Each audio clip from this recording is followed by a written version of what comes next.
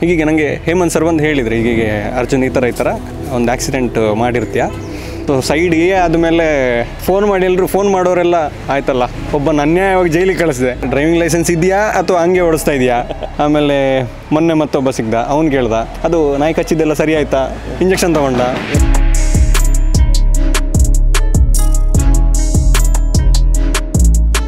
First day of shoot ಹೋಗುವಾಗಲೇ ನಾನು full nervous ಆಗಿದ್ದೆ ಒಮ್ಮೆ. ಹಾಗೆ ಅಲ್ಲಿ ಹೋಗಿ ಕೂತ್ಕೊಂಡಿರ್ಬೇಕಾದ್ರೆ ಅಲ್ಲಿ ಮೇಲಿಂದ ಸ್ಟೆಪ್ಪಲ್ಲಿ ಅವಿನಾಶ್ ಸರ್ ಬರ್ತಾರೆ. ಅಂದರೆ ನಾನು ಅವರನ್ನು ಇಷ್ಟು ಟೈಮ್ ಅವರನ್ನು ಟಿ ವಿಯಲ್ಲಿ ನೋಡ್ತಾ ಇದ್ದೆ, ಸಿನಿಮಾದಲ್ಲಿ ನೋಡ್ತಾ ಇದ್ದೆ, ಎದುರುಗಡೆಯಿಂದ ಈಗ ನಡ್ಕೊಂಡು ಬರ್ತಾ ಇದ್ದಾರೆ. ನನಗೆ ಭಾರಿ ಖುಷಿ ಆಯ್ತು, ಅಂದರೆ ಇವರೊಟ್ಟಿಗೆ ಆ್ಯಕ್ಟ್ ಮಾಡ್ತಾ ಇದ್ದಾನೆ ಅಂತೇಳಿ. ಆ್ಯಸ್ ಅ ಆಡಿಯನ್ಸ್ ನೋಡಬೇಕಾದ್ರೆ ಅಲ್ಲಿ ಈಗ ಒಬ್ಬ ಪ್ರೀತಮಿಂದಾಗಿ 1-2 ಲೈಫ್ ಹಾಳಾಯ್ತು ಅಲ್ಲಿ. ಅದು ಅಬ್ವಿಯಸ್ಲಿ ಸಿಟ್ಟು ಕೊಡುವಂಥ ವಿಷಯ ಆ ಕ್ಯಾರೆಕ್ಟರ್ ಮೇಲೆ. ಬಟ್ ಆ್ಯಸ್ ಅ ಆ್ಯಕ್ಟರ್ ಆಗಿ ಐ ಆಮ್ ವೆರಿ ಹ್ಯಾಪಿ.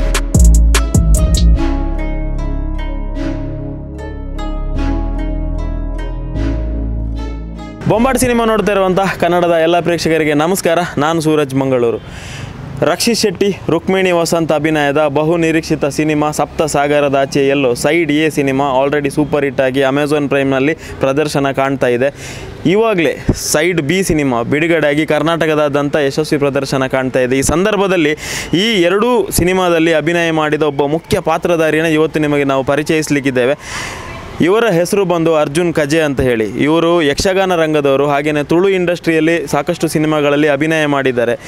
ಸಪ್ತ ಸಾಗರದಾಚೆ ಸಿನಿಮಾ ನೀವೇನಾದರೂ ನೋಡಿದರೆ ನಿಮ್ಮೆಲ್ಲರ ಇಷ್ಟದ ಮನು, ರಕ್ಷಿತ್ ಶೆಟ್ಟಿ ಏನು ಪಾತ್ರ ಮಾಡಿದ್ದಾರೆ, ಮನು ಅನ್ನೋ ಒಂದು ಪಾತ್ರ ಮೊದಲ ಪಾರ್ಟ್ನಲ್ಲಿ ಯಾಕಾಗಿ ಜೈಲಿಗೆ ಹೋಗುತ್ತೆ ನೀವೆಲ್ಲರೂ ಆಲ್ರೆಡಿ ನೋಡಿದ್ದೀರಾ.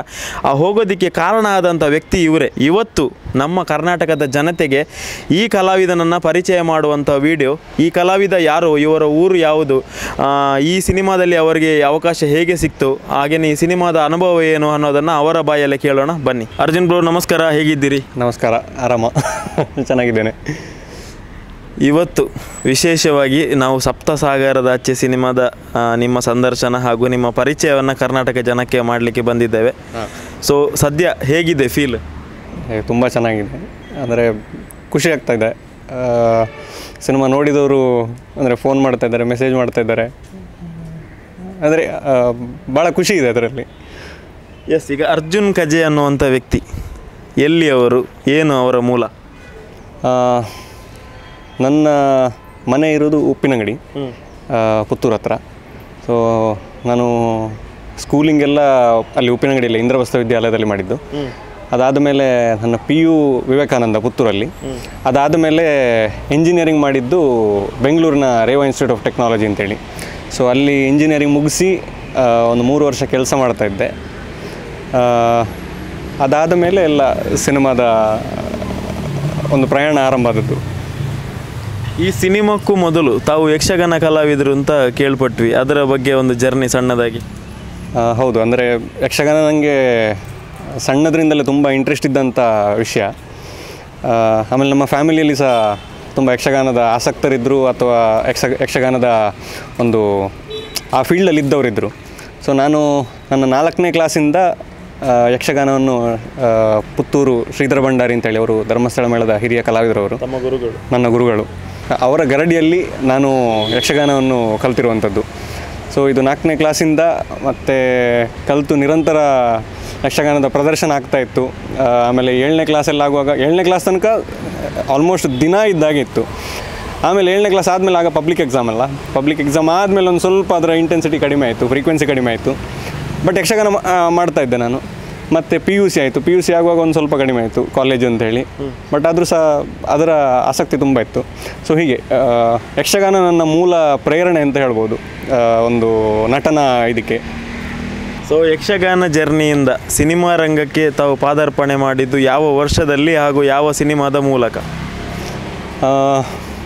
2016 ಇರಬೇಕು, 2015-16. ನಾನು ಬೆಂಗಳೂರಲ್ಲಿ ಕೆಲಸ ಮಾಡ್ತಾಯಿದ್ದೆ ನಾನು. ಆಗ ಒಂದು ಮೊಟ್ಟೆ ಕತೆಗೆ ಆಡಿಷನ್ಸ್ ಕರೆದಿದ್ದರು. ಹಾಗೆ ನನಗೆ ಅಂದರೆ ಏನೋ ಹೋಗಬೇಕು, ನನಗೆ ಇಂಟ್ರೆಸ್ಟ್ ಇತ್ತಲ್ಲ. ಸೊ ಹಾಗೆ ಹೋಗಬೇಕು ಅಂತೇಳಿ ನಾನು ಇಲ್ಲಿ ಬಂದೆ. ಇಲ್ಲಿ ಕೆನರಾ ಸ್ಕೂಲಲ್ಲಿತ್ತು, ಕೆನರಾ ಕಾಲೇಜಲ್ಲಿತ್ತು. ಹಾಗೆ ಅಲ್ಲಿ ಹೋದೆ. ಅಲ್ಲಿ ಹೋಗುವಾಗ ನಾನು ಅಂದರೆ ಸ್ಕ್ರಿಪ್ಟಲ್ಲಿ ಇರ್ತದೆ, ಅಂದರೆ ಆಡಿಷನಿಗೆ ಸ್ಕ್ರಿಪ್ಟ್ ಇರ್ತದೆ.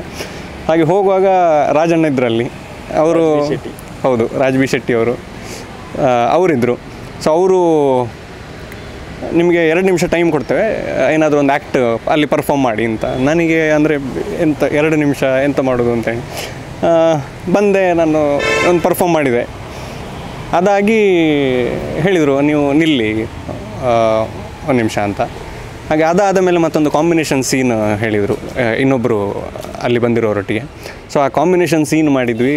ಅದಾದ ಮೇಲೆ ಹೇಳಿದರು, ನಿಮಗೊಂದು ಫೋನ್ ಬರ್ಬೋದು ಅಂತೇಳಿ. ಮತ್ತೊಂದು ವಾರದಲ್ಲಿ ಫೋನ್ ಬಂತು, ಹೀಗೆ ಒಂದು ಪಾತ್ರಕ್ಕೆ ಸೆಲೆಕ್ಟ್ ಆಗಿದ್ದೀರಿ ಅಂತ. ಭಾರಿ ಖುಷಿ ಆಯಿತು ನನಗೆ. ಅಂದರೆ ನನಗೆ ಓಕೆ, ನಾನು ಆ್ಯಕ್ಟ್ ಮಾಡ್ಬೋದು ಅಂತೇಳಿ ಅದೊಂದು ನನಗೆ ಅನಿಸಿದಾಗ. ಸೊ ಅಲ್ಲಿಂದ ನಂತರ ಅದೇ ಇಲ್ಲಿ ವಿಜಯ್ ಕುಮಾರ್ ಕೊಡಿಯಾಲ್ವಾಲ್ ಸರ್ ಅವರ ಮನೆಯ ಮೇಲೆ ಆಗ ವರ್ಕ್ಶಾಪ್ ಮಾಡ್ತಿದ್ರು ರಾಜಣ್ಣ.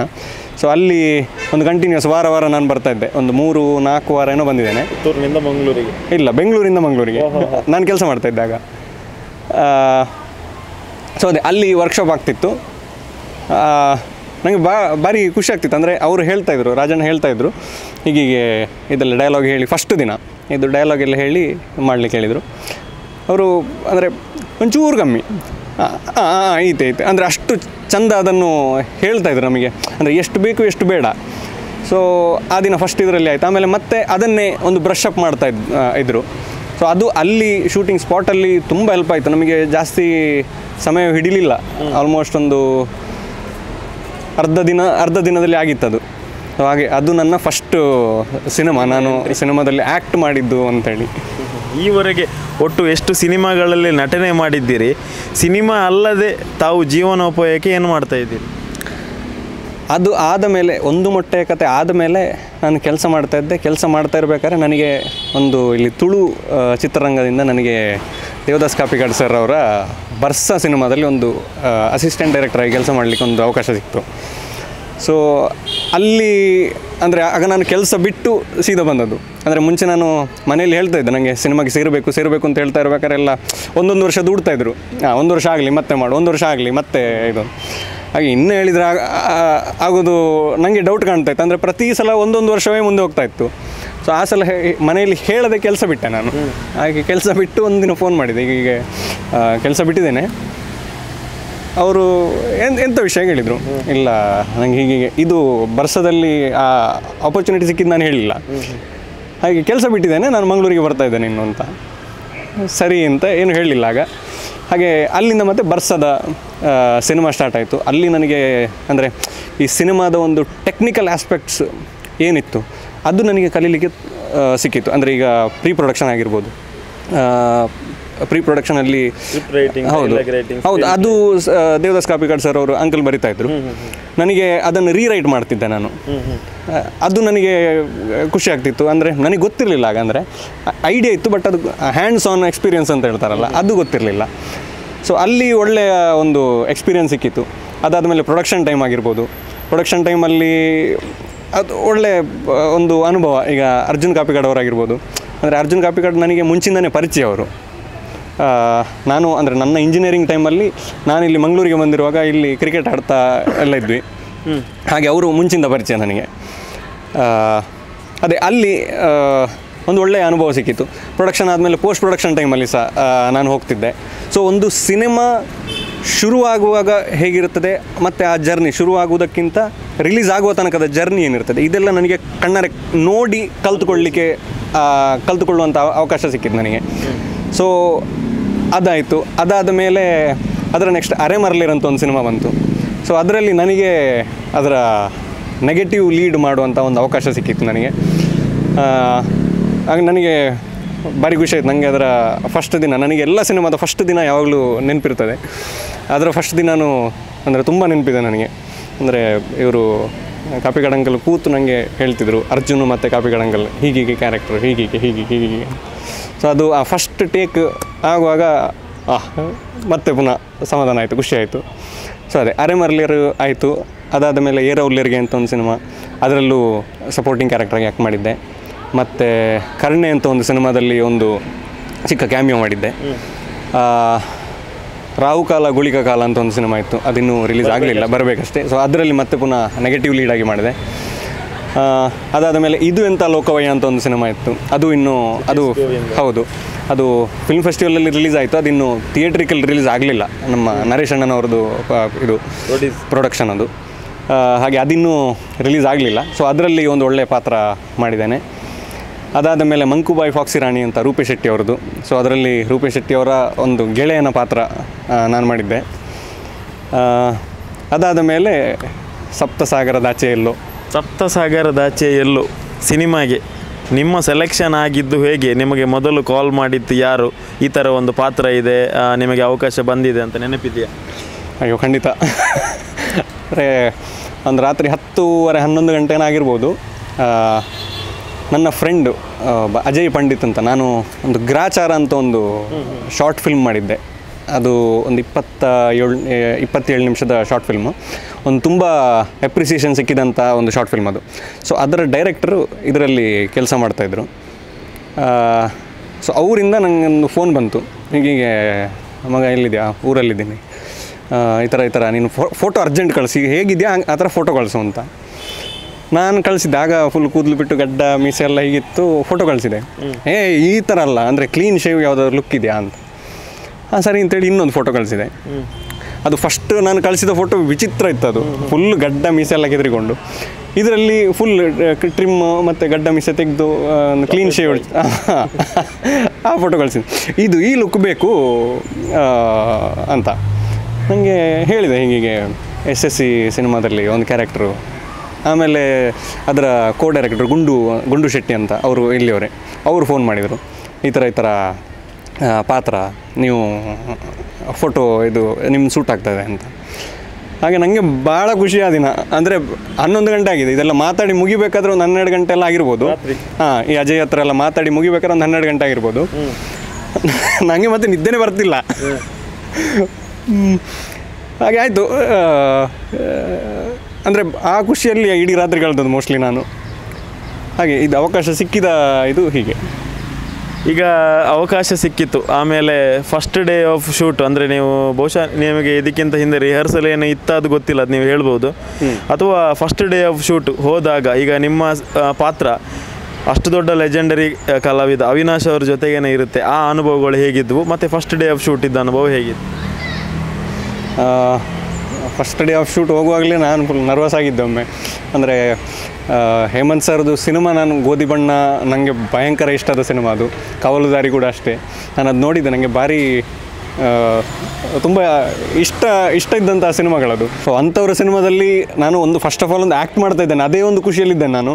ಆಮೇಲೆ ಅವರಿಗೆ ಎದುರುಗಡೆ ಹೀಗೆ ನೋಡ್ಲಿಕ್ಕೆ ಸಿಗ್ತಾರೆ ಅಂತ ಹೇಳುವಾಗ ಇನ್ನೂ ಖುಷಿ ಆಗ್ತಿತ್ತು. ಹಾಗೆ ಹೋಗಿ ಎಲ್ಲ ಆಗುವಾಗ ಇವರು ಹೇಮಂತ್ ಸರ್ ಎಲ್ಲ ಬಂದರು ಕಾರಲ್ಲಿ, ನೋಡುವಾಗಲೇ ಖುಷಿ ಆಯಿತು ವಾವ್ ಅಂತ. ಆಮೇಲೆ ಮೇಕಪ್ ರೂಮ್ ಹತ್ರ ಹೋಗ್ಲಿಕ್ಕೆ ಹೇಳಿದರು. ಹಾಗೆ ಅಲ್ಲಿ ಹೋಗಿ ಕೂತ್ಕೊಂಡಿರ್ಬೇಕಾದ್ರೆ ಅಲ್ಲಿ ಮೇಲಿಂದ ಸ್ಟೆಪ್ಪಲ್ಲಿ ಅವಿನಾಶ್ ಸರ್ ಬರ್ತಾರೆ. ಅಂದರೆ ನಾನು ಅವರನ್ನು ಇಷ್ಟು ಟೈಮ್ ಅವರನ್ನು ಟಿ ವಿಯಲ್ಲಿ ನೋಡ್ತಾ ಇದ್ದೆ, ಸಿನಿಮಾದಲ್ಲಿ ನೋಡ್ತಾ ಇದ್ದೆ. ಅವರ ಎಷ್ಟೊಂದು ಪಾತ್ರಗಳನ್ನು ನಾನು ನೋಡಿ ವಾವ್ ಅಂತ ಹೇಳಿದವನು ನಾನು. ನನಗೆ ಭಾಳ ಇಷ್ಟ ಆದಂತಹ ಅವರ ಪಾತ್ರಗಳೆಲ್ಲ. ಸೊ ಅವರೀಗ ಅಲ್ಲಿ ಎದುರುಗಡೆಯಿಂದ ಈಗ ನಡ್ಕೊಂಡು ಬರ್ತಾ ಇದ್ದಾರೆ. ನನಗೆ ಭಾರಿ ಖುಷಿ ಆಯ್ತು. ಅಂದರೆ ಇವರೊಟ್ಟಿಗೆ ಆ್ಯಕ್ಟ್ ಮಾಡ್ತಾ ಇದ್ದೇನೆ ಅಂತೇಳಿ. ಅದೇ ಅದು ನನ್ನ ಫಸ್ಟ್ ದಿನದ ಇದು. ಆಮೇಲೆ ಅದೇ ಒಟ್ಟು ಇದರಲ್ಲೊಂದು 10-12 ದಿನದ ಶೂಟ್ ಇತ್ತು ನನಗೆ. ಸೊ ಇದು ಈಗ ನೀವು ಫಸ್ಟ್ ಡೇ ಅನುಭವ ಇದು ನನಗೆ. ಎಲ್ಲರನ್ನು ನೋಡಿ ನನಗೆ ಭಾಳ ಖುಷಿಯಾಗಿದ್ದು. ಆಮೇಲೆ ಅಲ್ಲಿ ಸೆಟ್ಟಲ್ಲಿ ಅಂದರೆ ಅವ್ರ ಹತ್ರ ಎಲ್ಲ, ಅಂದರೆ ಈಗ ಇಂಥವ್ರು ಇರ್ತಾರೆ, ಅವ್ರ ಹತ್ರ ಹೀಗೆ ಮಾತಾಡಬೇಕು ಅಂತ ಹೇಳಿ ಇರೋದು. ಅಲ್ಲಿ ಹೋಗಿ ಅವರು ಎದುರು ನಿಂತ ತಕ್ಷಣ ಎಲ್ಲ ಬ್ಲ್ಯಾಂಕ್. ಅವ್ರ ಹತ್ರ ಏನು ಮಾತಾಡಬೇಕು ಅಂತ ಗೊತ್ತಾಗ್ತಿರ್ಲಿಲ್ಲ. ಅಂದರೆ ಹಾಯ್ ಸರ್, ಹಲೋ ಸರ್, ಪರಿಚಯ ಅರ್ಜುನ್ ಅಂತ ಹೇಳಿ. ಅದಾಗಿ ಇದರಲ್ಲಿ ನನಗೆ ಅಂದರೆ ನಾನು ಕಂಪ್ಲೀಟ್ ಟೋಟಲ್ ಬ್ಲ್ಯಾಂಕ್ ಆದಂಥ ಒಂದು ಇನ್ಸಿಡೆಂಟು ಇದರಲ್ಲಿ. ಸೈಡ್ ಎ ಅಲ್ಲಿ ನಂದೊಂದು ಅಳುವಂಥ ಸೀನ್ ಉಂಟು. ಸೊ ಹೀಗೆ ನನಗೆ ಹೇಮಂತ್ ಸರ್ ಬಂದು ಹೇಳಿದರು, ಹೀಗೆ ಅರ್ಜುನ್ ಈ ಥರ ಒಂದು ಆಕ್ಸಿಡೆಂಟ್ ಮಾಡಿರ್ತೀಯ, ಅದಕ್ಕೆ ರಿಯಾಕ್ಟ್ ಮಾಡು. ಸೊ ನಾನು ಹೋದೆ, ಅವರು ಆ್ಯಕ್ಷನ್ ಹೇಳಿದರು, ರಿಯಾಕ್ಟ್ ಮಾಡಿದೆ. ಅದಾಗಿ ಅಲ್ಲಿಂದ ಬಂದು ವೆರಿ ನೈಸ್ ಅಂತ ಹೇಳಿದೆ. ನನಗೆ ಅಂದರೆ ಫಸ್ಟ್ ಆಫ್ ಆಲ್ ನಾನೊಂದು ಏನು ಹೇಳೋದು, ಆ Cloud9 ನಾನು. ಅವರು ಸರ್ ತುಂಬ ಚೆನ್ನಾಗಿತ್ತು ಅಂತ ಹೇಳಿದ್ರು. ನಾನು ಟೋಟಲ್ ಬ್ಲ್ಯಾಂಕ್ ಆದಿನ, ಏನು ಹೀಗೆ ಥ್ಯಾಂಕ್ ಯು ಸರ್ ಅಂತ ಹೇಳಿದೆ. ಆಮೇಲೆ ಮತ್ತೆ ಹೊರಡ್ಬೇಕಾದ್ರೆ ಸರ್ಗೆ, ಹೇಮಂತ್ ಸರ್ಗೆ ಬಾಯಿ ಹೇಳ್ತಾ ಅಲ್ಲೂ ಮತ್ತೆ ಹೇಳಿದರು ವೆರಿ ನೈಸ್ ಅರ್ಜುನ್ ಅಂತ. ನನಗೆ ಆ ದಿನ ಮಾತ್ರ ವಾವ್ ಅಂತ ಭಾಳ ಖುಷಿ ಆಯ್ತು ನನಗೆ. ಓಕೆ ಸರಿ ಅಂತೇಳಿ ನನಗೆ ಅದು ಮನಸ್ಸಿಂದ, ಅಂದರೆ ಅದು ಈ ಥರ ಆ ಥರ ಅದೇನಲ್ಲ, ಅದೊಂದು ಏನೋ ಒಂದು ಆ ಬ್ಲ್ಯಾಂಕ್ ಸ್ಯಾಟಿಸ್ಫ್ಯಾಕ್ಷನ್ ಇರ್ತದಲ್ಲ, ಎಸ್ ಅಂತ, ಅದು ಇತ್ತು ಆ ದಿನ. ಭಾರಿ ಖುಷಿಯಲ್ಲಿ ಹೋದೆ ನಾನು ಮನೆಗೆ. ಸೊ ಇದು ನನ್ನ ಸಪ್ತಸಾಗರದ ಅನುಭವ ನನಗೆ ಹೇಮಂತ್ ಅವ್ರ ಜೊತೆ. ಈಗ ನೀವು ರಿಯಲ್ ಲೈಫಲ್ಲಿ ಎಷ್ಟು ಶ್ರೀಮಂತರು ಅದು ನನಗೆ ಗೊತ್ತಿಲ್ಲ, ಬಟ್ ಈ ಸಿನಿಮಾದಲ್ಲಿ ಸಾವಿರಾರು ಕೋಟಿಯ ಒಡೆಯ ಒಬ್ಬ ರಿಚ್ ಕಿಡ್ ಅಂತ ಹೇಳ್ಬೋದು. ಆ ಸ್ವ್ಯಾಗ್ ಬರಬೇಕು ಅಲ್ಲಿ ಪರ್ಫಾರ್ಮೆನ್ಸ್ ಮಾಡಬೇಕಾದ್ರೆ. ಕೋಟ್ ಹಾಕ್ತೀರಾ, BMW ಬೆನ್ಸ್ ಕಾರಲ್ಲಿ ಬಂದು ಇಳಿತೀರಾ. ಆ ಶೂಟಿಂಗ್ ಅನುಭವ ಹೇಗಿತ್ತು? ಅಂದರೆ ನನಗೆ ಒಂದು ಅಭ್ಯಾಸ ಇದೆ, ಅಂದರೆ ನಾನು ಯಾರನ್ನೆಲ್ಲ ಮೀಟ್ ಆಗ್ತೀನಲ್ಲ, ಸೊ ಅವ್ರನ್ನೆಲ್ಲ ನಾನು ಅಬ್ಸರ್ವ್ ಮಾಡ್ತೀನಿ ನಾನು. ಅಂದರೆ ಎಲ್ಲ ಇದನ್ನು ನಾನು ಯಾರೇ ರೋಡಲ್ಲಿ ಹೋಗೋರು ಯಾರೇ ಆದರೂ, ಈಗ ಬಸ್ಸಲ್ಲಿ ಹೋಗ್ತಾ ಇರ್ಬೇಕಾದ್ರೆ ಬಸ್ಸಲ್ಲ, ಕಾರಲ್ಲಿ ಹೋಗ್ತಾ ಇರ್ಬೇಕಾದ್ರೆ ಕಾರಲ್ಲ, ಅಥವಾ ಕಾರಲ್ಲಿ ಹೋಗ್ತಾ ಇರ್ಬೇಕಾದ್ರೆ ಆಚೆ ರೋಡಲ್ಲಿ ಯಾರು ಇರೋರು ಟ್ರಾಫಿಕಲ್ಲೆಲ್ಲ ನಿಂತರೆ ಸುಮ್ಮನೆ ನೋಡ್ತಾ ಇರ್ತೀನಿ ನಾನು. ಅಂದರೆ ನನಗೆ ಆ ಇಂಟ್ರೆಸ್ಟಿಂಗ್ ಮ್ಯಾನರಿಸಮ್ಮು ಆ ಥರ ಏನಾದರೂ ಅನ್ನಿಸ್ತು ಅಂದರೆ ನಾನು ಅದು ಅಬ್ಸರ್ವ್ ಮಾಡ್ತೀನಿ. ನನಗೆ ಅದು ಅಬ್ಸರ್ವ್ ಮಾಡೋ ಒಂದು ಅಭ್ಯಾಸ ಇದೆ. ಅದು ಅದೇ ನನಗೆ ಈ ಪಾತ್ರ ಈಗ 10 ವರ್ಷ ಆದಮೇಲೆ, ಅಂದರೆ 10 ವರ್ಷ ಮುಂಚೆನೇ ನಾನು ಅಂದರೆ ತುಂಬ ಶ್ರೀಮಂತ, ಅದರಲ್ಲಿ ಶಂಕರೇಗೌಡರ ಮಗ ಎಲ್ಲ, ಆಡಿ ಕಾರು ಇದು ಬರಬೇಕಾದ್ರೆ ನಾವೊಂದು ಫೀಲಲ್ಲೇ ಬಂದಿದ್ದೀನಿ ನಾನು. ಇದಾದ ಮೇಲೂ ಅಷ್ಟೇ ಅವರು ಹೇಳಿದ್ರು, ಅಂದರೆ ಈ ಥರ ಒಂದು ದೊಡ್ಡ ಕಂಪನಿ, ಅಂದರೆ ವೆಲ್ ಆಫ್ ಪರ್ಸನ್, ಅಂದರೆ ಬಿಸ್ನೆಸ್ ಮ್ಯಾನ್ ಇದರಲ್ಲಿ. ಸೊ ಆ ಒಂದು ಫೀಲ್ ಅದು ಒಳಗಿಂದನೇ, ಅದು ಗೊತ್ತಿಲ್ಲ, ಬರುತ್ತೆ, ಅದು ಆ್ಯಕ್ಷನ್ ಹೇಳ್ಬೇಕಾದ್ರೆ ಬರುತ್ತೆ ಅದು. ಸೊ ಆಫ್ಟರ್ ರಿಲೀಸ್ ಎಷ್ಟು ಎಕ್ಸೈಟೆಡ್ ಆಗಿದ್ರಿ? ಅಂದರೆ ನಾನೇ ಕಾಯ್ತಾ ಇದ್ದಂಥ ಸಿನಿಮಾ ಯಾವಾಗ ರಿಲೀಸ್ ಆಗುತ್ತೆ ಅಂತ. ಅಂದರೆ ಪ್ರತಿಯೊಂದು ಅದರ ಹಾಡು ಆಗಿರ್ಬೋದು, ನನಗೆ ಭಾಳ ಇಷ್ಟದ ಹಾಡುಗಳದು. ಸೊ ಸೈಡ್ ಎ ಆದಮೇಲೆ ನನಗೆ ಭಾಳ ಮತ್ತು ಸ್ಯಾಟಿಸ್ಫ್ಯಾಕ್ಷನ್ ಆಗಿದ್ದಂತ ಹೇಳಿದ್ರೆ, ಎಲ್ಲರೂ ಫೋನ್ ಮಾಡೋರೆಲ್ಲ ಆಯ್ತಲ್ಲ, ಒಬ್ಬನ ಅನ್ಯಾಯವಾಗಿ ಜೈಲಿಗೆ ಕಳಿಸಿದೆ, ವಾವ್. ಅಂದರೆ ಆ ಪಾತ್ರ ಅಷ್ಟು ಚೆನ್ನಾಗಿ ತಲುಪಿದ್ದು ನನಗೆ ಭಾಳ ಖುಷಿ ಅನ್ನಿಸ್ತು. ಅಂದರೆ ಆ್ಯಕ್ಟ್ರಾಗಿ ಆ ಕ್ಯಾರೆಕ್ಟ್ರಿಗೆ ಜಸ್ಟಿಸ್ ಕೊಟ್ಟಿದ್ದೇನೆ ಅಂತ ನನಗೆ ಭಾಳ ಅನ್ನಿಸ್ತು. ಅಂದರೆ ತುಂಬ ಸಂತೋಷ ಸಹ ಆಯಿತು. ಫಸ್ಟ್ ಡೇ ಎಲ್ಲಿ ನೋಡಿದ್ವಿ ಫಸ್ಟ್ ಪಾರ್ಟನ್ನು? ಪ್ರೀಮಿಯರ್ ಶೋಲ್ಲೇ ನೋಡಿದ್ದು. ಅಲ್ಲಿ ಯಾರು ಗುರ್ತು ಹಿಡಿಲಿಲ್ಲ, ಯಾಕೆಂದರೆ ಆಗ ಫುಲ್ ಗಡ್ಡ ಮೀಸೆಲ್ಲ ಇತ್ತಲ್ಲ, ಅಲ್ಲಿ ಎಲ್ಲ ಕ್ಲೀನ್ ಶೇವ್ ಆಗಿ ಇದ್ದೆ. ಯಾರು ನೋಡ್ತಾ ಇದ್ದೇನೆ, ಯಾರು ಇದಿಲ್ಲ. ಬಟ್ ಅದೇ ನನಗೆ ಮೆಸೇಜಸ್ ತುಂಬ ಬರ್ತಿತ್ತು. ಅಂದರೆ ಈಗ ಯಾರೋ ಫ್ರೆಂಡ್ಸ್ ನೋಡಿ ಶೇರ್ ಮಾಡಿರ್ತಾರೆ, ಅವರ ಫ್ರೆಂಡ್ಸ್ ಒಂದಿಷ್ಟು ಜನ ನೋಡಿರ್ತಾರೆ, ಅವರಿಂದ ಮೆಸೇಜಸ್, ಆ ಥರ ತುಂಬ ಮೆಸೇಜಸ್ ಬಂದಿತ್ತು ನನಗೆ. ಸೊ ಅದು ಒಂಥರ ಅಪ್ರಿಸಿಯೇಷನ್, ನನಗೆ ತುಂಬ ಖುಷಿ ಆಯಿತು. ಈಗ ಅರ್ಜುನ್ ಕಜೆ ಅವರಿಗೆ ಸಪ್ತ ಸಾಗರದಾಚೆ ಅನ್ನುವಂಥ ಪಾರ್ಟ್ ಎ ಮತ್ತು ಪಾರ್ಟ್ ಬಿ ಸಿನಿಮಾ ನಿಮ್ಮ ಸಿನಿಮಾ ಕೆರಿಯರ್ನಲ್ಲಿ ಎಷ್ಟು ಸ್ಪೆಷಲ್? ಅದು ಖಂಡಿತ ಒಂದು ತುಂಬ ಸ್ಪೆಷಲ್. ಅದು ಅಂದರೆ ನನಗೆ ಗೊತ್ತೇ ಇಲ್ಲ, ನಾನಂದರೆ ಇಂಥವ್ರೊಟ್ಟಿಗೆ ಕೆಲಸ ಮಾಡ್ತೇನೆ. ಹೇಮಂತ್ ಸರ್ ಜೊತೆ ನಾನು ಕೆಲಸ ಮಾಡ್ತೇನೆ, ಅವರ ಡೈರೆಕ್ಷನ್ನ ಸಿನಿಮಾ ನಾನು ಮಾಡ್ತೇನೆ. ರಕ್ಷಿತ್ ಸರ್ ಜೊತೆ ನಾನು ಕೆಲಸ ಮಾಡ್ತೇನೆ. ಅಂದರೆ ರಕ್ಷಿತ್ ಸರ್ದು ಸಿನಿಮಾ ನನಗೆ ಭಾಳ ಇಷ್ಟ. ಅಂದರೆ ಉಳಿದವರು ಕಂಡಂತೆ, ಅದು ವಾವ್ ಅಂತ ಸಿನಿಮಾ ನನಗೆ ಭಾಳ ಇಷ್ಟಪಟ್ಟಂಥ ಸಿನಿಮಾ. ಅದಾದಮೇಲೆ ಅವರ ಎಲ್ಲ ಸಿನಿಮಾ ಇರ್ಬೋದು. ಅಂದರೆ ನಾನು ಅವರೊಟ್ಟಿಗೆಲ್ಲ ಕೆಲಸ ಮಾಡ್ಬೋದು ಅಂತ ನನಗೆ ಅನಿಸೇ ಇರಲಿಲ್ಲ ಅದು. ಬಟ್ ಅದು ರಿಯಾಲಿಟಿಗೆ ಆಗಬೇಕಾದ್ರೆ ಒಂಥರ ಭಯಂಕರ ಖುಷಿಯಾದಂತಹ ಒಂದು ಪಾಯಿಂಟ್ ಅದು. ಸೊ ಅದ್ರ ಬಗ್ಗೆ ಹೇಳಿ ಅಂತ ಹೇಳಿದರೆ ನನಗೆ ಅದನ್ನು ಹೇಳೋದಕ್ಕೆ ಗೊತ್ತಿಲ್ಲ. ಬಟ್ ಅದನ್ನು ನಾನು ಫೀಲ್ ಮಾಡ್ಬೋದು. ನಾನು ಸಪ್ತ ಸಾಗರದಾಚೆಯ ನಿಮ್ಮ ಒಟ್ಟು ಎಷ್ಟು ದಿನದ ಶೂಟಿಂಗ್ ಶೆಡ್ಯೂಲ್ ಇತ್ತು, ಹಾಗೆ ಯಾವ್ಯಾವ ಲೊಕೇಶನಲ್ಲಿತ್ತು? ಅದೇ ನನಗೆ ಟೋಟಲ್ ಇದ್ದಂಥ ಡೇಸ್ 10 ರಿಂದ 12 ದಿನ ಏನೋ ಶೂಟ್ ಇತ್ತು. ನನಗಿದ್ದಂಥ ಇದು ಲೊಕೇಶನ್ ಒಂದು ಬೆಂಗಳೂರಲ್ಲಿ ಜಿಗಣಿ ಹತ್ರ ಒಂದಿತ್ತು. ಆಮೇಲೆ ಕನಕಪುರ ರೋಡಲ್ಲಿ ಒಂದು ಎಸ್ಟೇಟ್ ಇತ್ತು. ಅದಾದಮೇಲೆ ಬೆಂಗಳೂರಲ್ಲೇ ಶಾಂಗ್ರಿಲಾ ಇದರಲ್ಲಿ ಹೋಟೆಲಲ್ಲಿ ಒಂದಿತ್ತು. ಅದೇ ಎಲ್ಲ ಇದ್ದಂಥ ಸೀನ್ಗಳು ಬೆಂಗಳೂರಲ್ಲೇ ಇದ್ದಿದ್ದು ನನಗೆ. ಈಗ ಹೇಮಂತ್ರವರ ಸಿನಿಮಾ ಅಂದರೆ ಇಷ್ಟ, ಅವರ ಜೊತೆ ಕೆಲಸ ಮಾಡಬೇಕು ಅನ್ನೋ ಕೌತುಕ ನಿಮ್ಮಲ್ಲಿತ್ತು ಅಂತ ಹೇಳಿದ್ರಿ. ಅವರ ಜೊತೆಗೆ ಅವಕಾಶ ಸಿಕ್ಕಾಗ ಮೊದಲ ದಿನ ನಿರ್ದೇಶಕರ ಜೊತೆ ಕೆಲಸ ಮಾಡಿದ ಅನುಭವ ಹೇಗಿತ್ತು ಓವರಾಲ್ ಹೇಳಿ? ಅವರ ಜೊತೆ ಅಂದರೆ ನಾನು ಅಂದರೆ ನಾನು ಆಗಲೇ ಹೇಳಿದೆ ನಾನು ಅವರ ದೊಡ್ಡ ಫ್ಯಾನ್ ಅಂತ. ಹಾಗೆ ನಾನು ಮೇಕಪ್ ಹಾಕಿ ಅಲ್ಲಿ ಒಂದು ಸ್ವಲ್ಪ ಹೊತ್ತು ಒಳಗಡೆ ಕೂತೆ ನಾನು.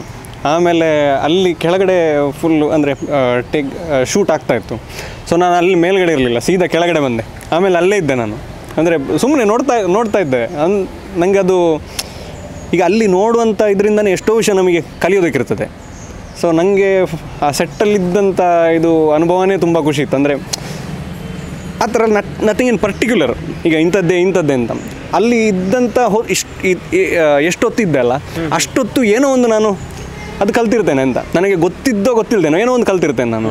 ಹೇಮಂತ್ ಸರ್ ಅವರು ಅಂದರೆ ಒಂಥರ ಫೈರ್ ಅವರು, ಅಂದರೆ ಇಮಿಡಿಯೇಟ್ ಟಕ್ ಟಕ್ ಟಕ್ ಟಕ್ ಅಂತ ಆ ಕಡೆ ಈ ಕಡೆ ಅಂದರೆ ಅವರು ಕಂಪ್ಲೀಟ್ಲಿ ಆ ಮಾಡೋ ಕೆಲಸದ ಮೇಲೆ ಅವರ ಈಗ ಈ ಲೇಸರ್ ಬೀಮ್ ಥರ ಅವರು ಅಷ್ಟು ಇದು ನನಗೆ ಅವರನ್ನು ನೋಡಿನೇ ವಾಹ್ ಅಂತ ಅನ್ನಿಸ್ತಾ ಇತ್ತು ನನಗೆ. ಸೊ ಮೇ ಬಿ ಅವರಿಂದ ಆ ವಿಷಯ ನಾನು ಗ್ಯಾರಂಟಿ ಎಷ್ಟೋ ಕಲ್ತಿರ್ಬೋದು. ಈಗ ಸೈಡ್ ಎ ಸಿನಿಮಾ ರಿಲೀಸ್ ಆಗುತ್ತೆ, ನೀವು ಫಸ್ಟ್ ಡೇ ಹೋಗಿ ಸಿನಿಮಾ ನೋಡ್ತೀರಿ. ಆ್ಯಸ್ ಅ ಆಡಿಯನ್ಸ್ ಆಗಿ ಹೇಗೆ ಫೀಲ್ ಆಯಿತು, ಆ್ಯಸ್ ಎ ಆ್ಯಕ್ಟರ್ ಆಗಿ ಹೇಗೆ ಫೀಲ್ ಆಯಿತು? ಆ್ಯಸ್ ಅ ಆಡಿಯನ್ಸ್ ನೋಡಬೇಕಾದ್ರೆ ಅಲ್ಲಿ ಈಗ ಒಬ್ಬ ಪ್ರೀತಮಿಂದಾಗಿ 1-2 ಲೈಫ್ ಹಾಳಾಯ್ತಲ್ಲಿ.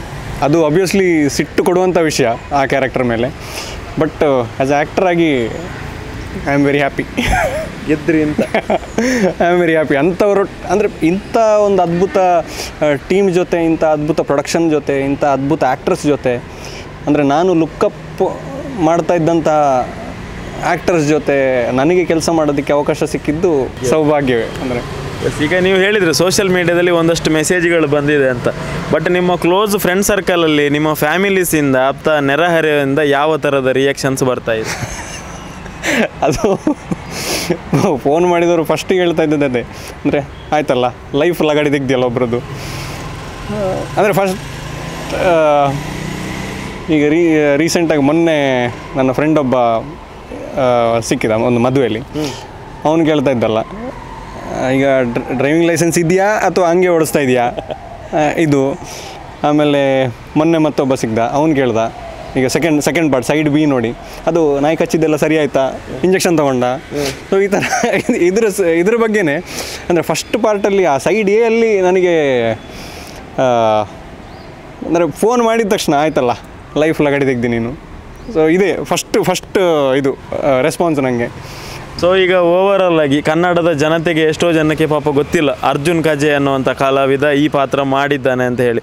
ಆದರೆ ಅವರು ಥಿಯೇಟ್ರ್ನಲ್ಲಿ ನಿಮ್ಮ ಪಾತ್ರವನ್ನು ನೋಡಿ ಖುಷಿಯೂ ಪಟ್ಟಿದ್ದಾರೆ, ಕೋಪವೂ ಪಟ್ಟಿದ್ದಾರೆ.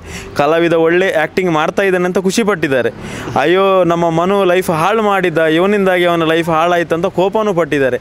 ನಿಮ್ಮ ಪಾತ್ರವನ್ನು ಒಪ್ಪಿಕೊಂಡಿದ್ದಾರೆ. ಆ ಕನ್ನಡದ ಜನತೆಗೆ ಪ್ರೀತಿಯಿಂದ ನೀವು ಏನು ಹೇಳಲಿಕ್ಕೆ ಇಷ್ಟಪಡ್ತೀರಿ? ಒಂದು ಉಪ್ಪಿನಂಗಡಿ ಅಂತ ಒಂದು ಪುಟ್ಟ ಊರಿನಿಂದ ಸಣ್ಣದರಿಂದ ಒಂದು ಸಾಕಷ್ಟು ಕನಸು ಕಂಡಂಥ ಕಲಾವಿದ ನಾನು. ಹಾಗೆ ಯಕ್ಷಗಾನದಿಂದ ಸಿನಿಮಾ, ಆಮೇಲೆ ಇಲ್ಲಿ ಮಂಗಳೂರಿನಲ್ಲಿ ತುಳು ಸಿನಿಮಾಗಳನ್ನು ಮಾಡ್ತಾಯಿದ್ದೆ. ಇಷ್ಟು ದೊಡ್ಡ ಪ್ರೊಡಕ್ಷನ್ ಹೌಸಿಂದ ಹಾಗೆ ಇಷ್ಟು ದೊಡ್ಡ ಡೈರೆಕ್ಟರ್ ಅವ್ರ ಜೊತೆ, ನಿರ್ದೇಶಕರ ಜೊತೆ ಒಂದು ಕೆಲಸ ಮಾಡುವಂಥ ಒಂದು ಅವಕಾಶ, ಇದೆಲ್ಲ ಸಿಕ್ಕಿದ್ದು ನನಗೆ ಬಹಳ ಒಂದು ಖುಷಿ ತಂದಂಥ ವಿಚಾರ. ಒಂದು ಕನ್ನಡ ಜನತೆ ಅಂದರೆ ಈ ಸಿನಿಮಾವನ್ನು ನೋಡಿ ನನ್ನನ್ನು ಒಪ್ಪಿಕೊಂಡಿದೆ ಅಂತ ಹೇಳಿದರೆ ಇದಕ್ಕಿಂತ ದೊಡ್ಡ ಖುಷಿಯ ವಿಚಾರ ಇನ್ನೊಂದಿಲ್ಲ. ಹಾಗೆ ಎಲ್ರಿಗೂ ನಿಮ್ಮ ಸಪೋರ್ಟ್ ಮತ್ತು ಆಶೀರ್ವಾದ ಹೀಗೆ ಇರಲಿ ಅಂತ ನಾನು ಕೇಳ್ಕೊಳ್ತೇನೆ. ಈಗ ಸಪ್ತಸಾಗರದಲ್ಲಿ ನಿಮ್ಮ ಪಾತ್ರವನ್ನು ಮೆಚ್ಚಿಕೊಂಡಂತಹ ಕನ್ನಡ ಜನತೆ, ನಿಮ್ಮ ಮುಂದಿನ ಸಿನಿಮಾಗಳು ಯಾವುದಾದ್ರೂ ಬರ್ತಾ ಇದೆಯಾ, ಅಪ್ಕಮಿಂಗ್ ಪ್ರಾಜೆಕ್ಟ್ಸ್ ಯಾವುದಾದ್ರೂ ಇದೆಯಾ ಅಂತ ಒಂದು ಅವರಿಗೂ ಕೂಡ ಒಂದು ಕುತೂಹಲ, ಏನು ಹೇಳ್ತೀರಿ?